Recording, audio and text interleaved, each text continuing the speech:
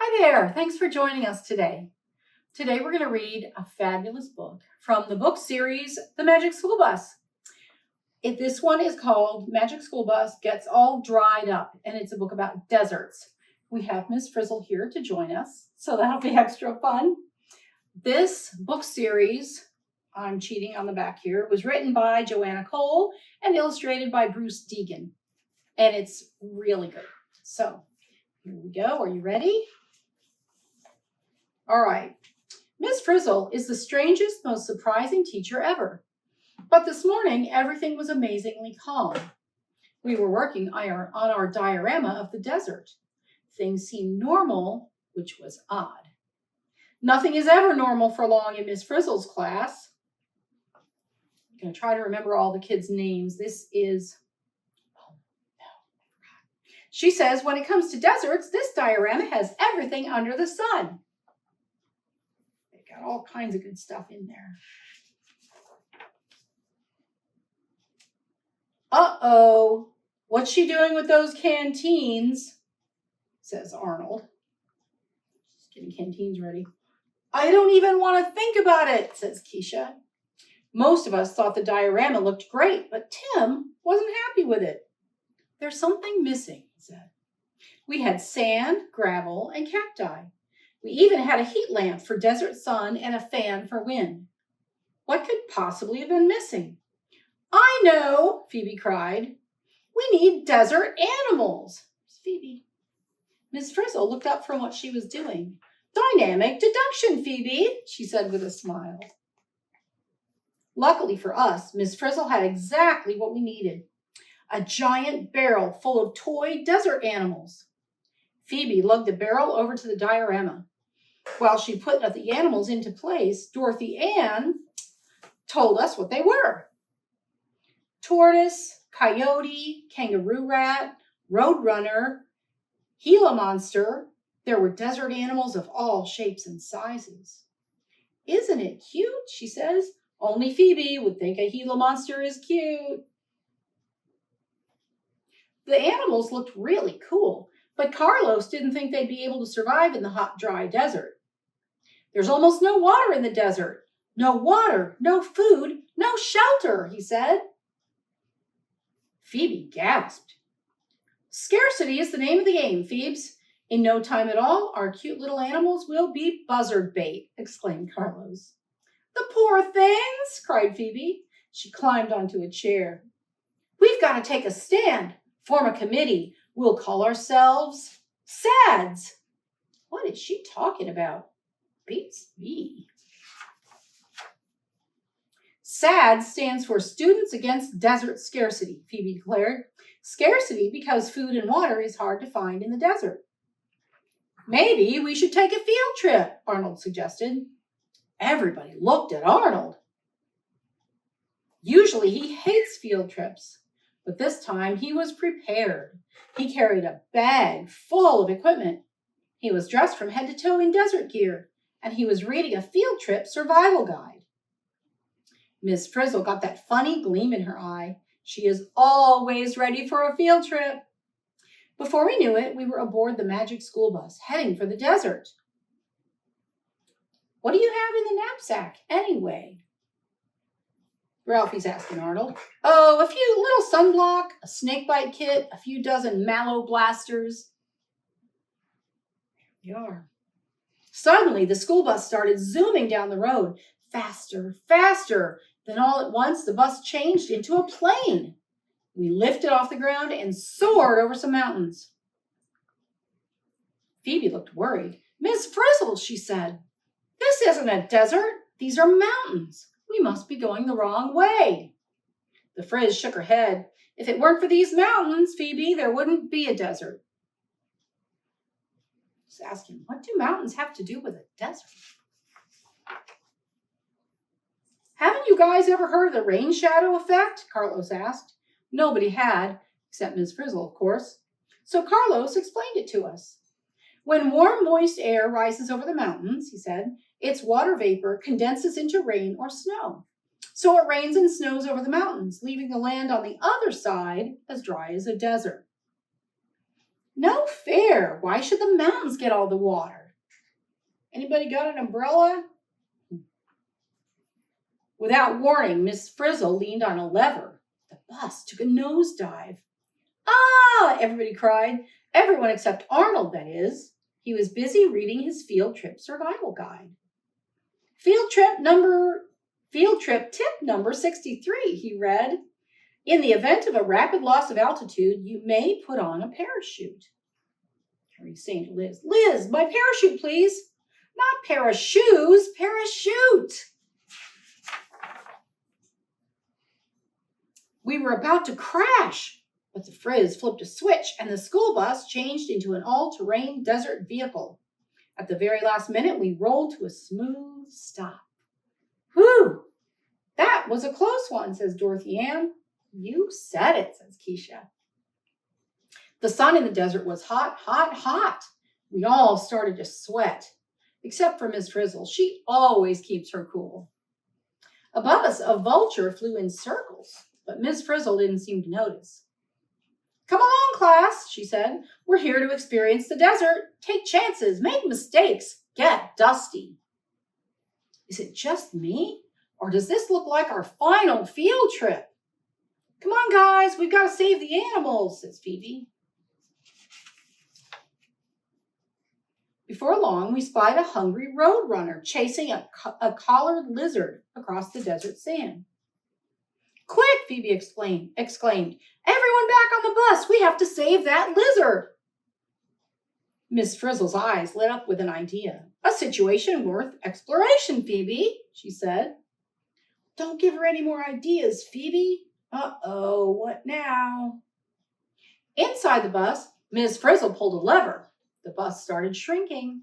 It turned into a Gila monster. And now the roadrunner was after us. Miss Frizzle stepped on the gas pedal hard. As I always say, when the going gets hungry, the hungry get going.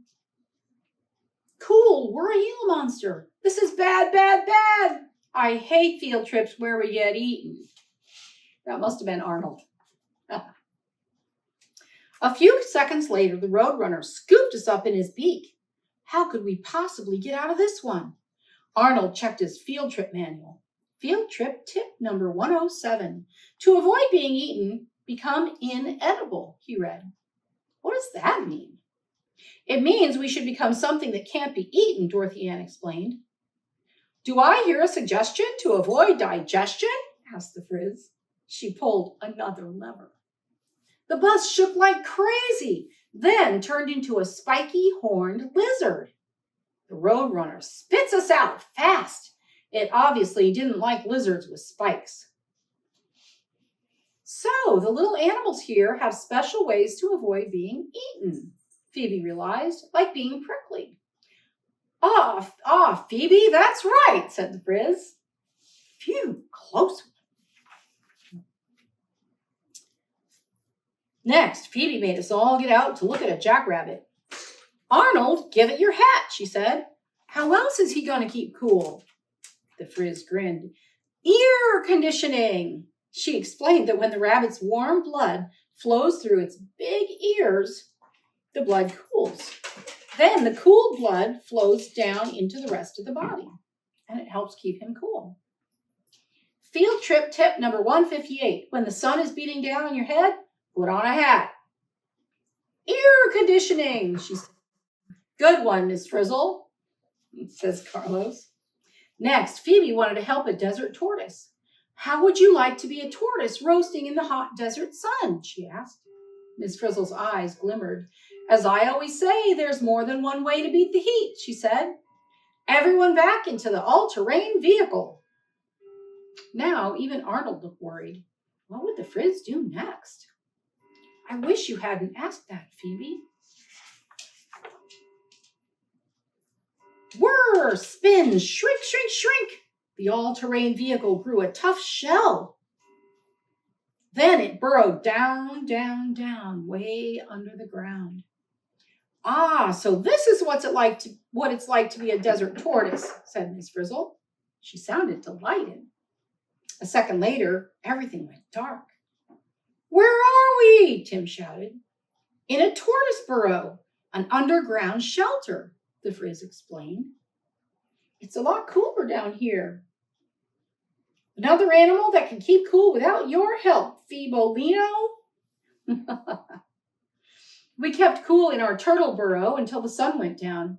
When we went back outside, wow, the desert was suddenly a very busy place.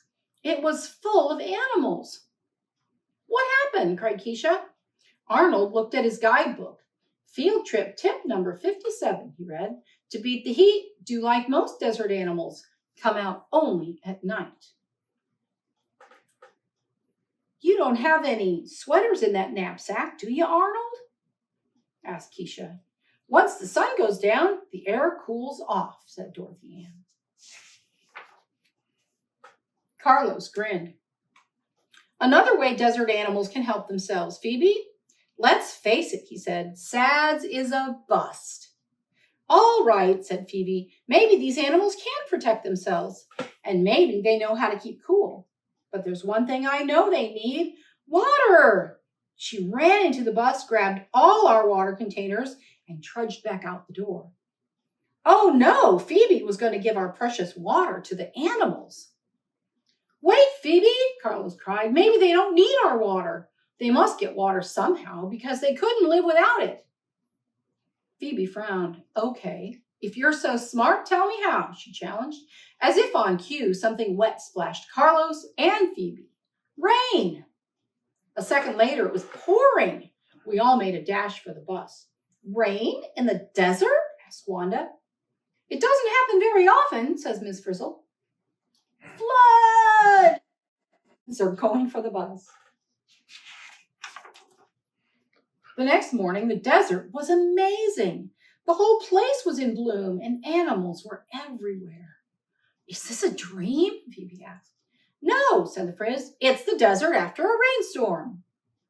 Flower power, Carlos says. It's as if they were waiting for enough water to bloom. Arnold bent over a big puddle. There he is. There are shrimp in here, he exclaimed. Shrimp, said Phoebe, in the desert? And pigs, too, Dorothy Ann added. She pointed to a pig eating a cactus. Actually, that's a peccary, a desert relative of pigs, explained the Frizz. Look, cried Keisha, there's water in this cactus. Dorothy Ann took a closer look. According to my observations, this piece of cactus is juicy on the inside and waxy on the outside, she said. Hey, maybe that waxy stuff keeps the water in, said Tim thoughtfully. As I always say, when it pours, the desert stores. You were right, Carlos, Phoebe said. The desert animals don't need us to help them. They're already equipped to live here. That's right, Phoebe, says Miss Frizzle. Everything that lives here has adaptations to help cope with life in the desert. You mean plants not needing very much water and soaking it up as quickly as possible are adaptations? Asked Dorothy Ann. Field trip tip number 999.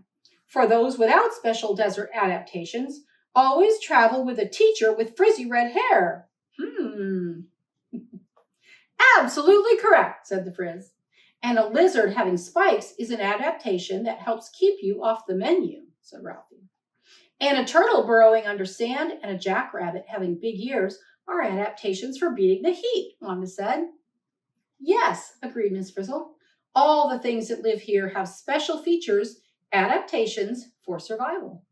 She sighed happily. It makes so much sense.